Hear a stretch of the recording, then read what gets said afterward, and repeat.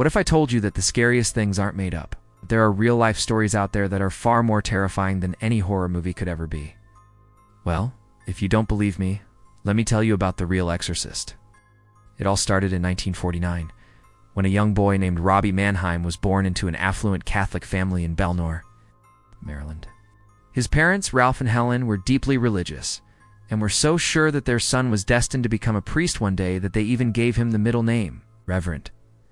Sadly, little Robbie never got the chance to fulfill his parents' dream. You see, just a few years later, at the age of 13, Robbie began acting strange, and by the time he was 14, he had completely turned around. At first, it was just the usual teenage angst. He would stay out late, drink with friends, and get into fights.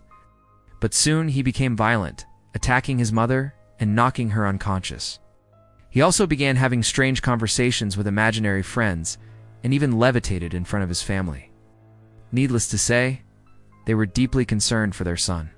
After taking him to multiple doctors, one of which even lobotomized him, they were no closer to finding out what was wrong. That was until they went to see a psychiatrist named William Peter Blatty. Blatty had recently written a story about a possessed boy for Reader's Digest and was intrigued by the case.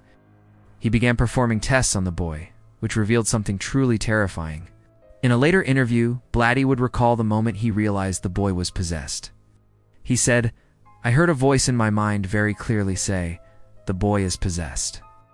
I didn't know whether it was the boy or the devil inside of him speaking, but it said, 'The boy is possessed.'" And just like that, the search for a medical explanation came to an end. Blatty was now convinced that this was a case of demonic possession, and he set out to help the boy, who he referred to as Roland Doe, not knowing that he was in for the fight of his life. The first step was getting the church involved. After all, exorcisms were not commonplace back then, and Blatty needed the permission of the local bishop to proceed. But he soon found himself in hot water after one of the priests he worked with, Father Albert Hughes, claimed that he was being harassed by the devil during the exorcism. To make matters worse, another priest, Father Raymond J. Bishop, became convinced that the boy wasn't possessed, but rather mentally ill.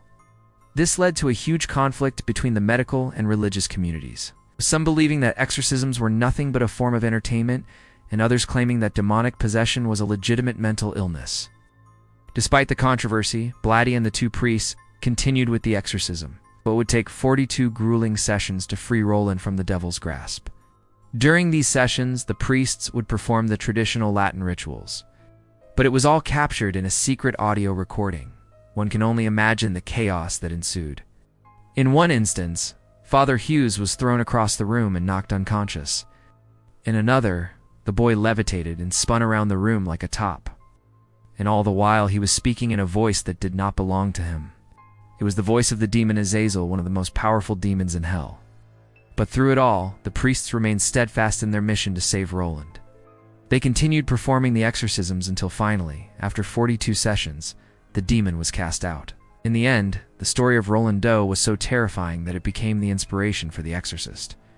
And although Blatty passed away in 2017, his work continues to shed light on one of the most frightening mysteries of our time. So do you believe in demonic possession? Let me know your thoughts.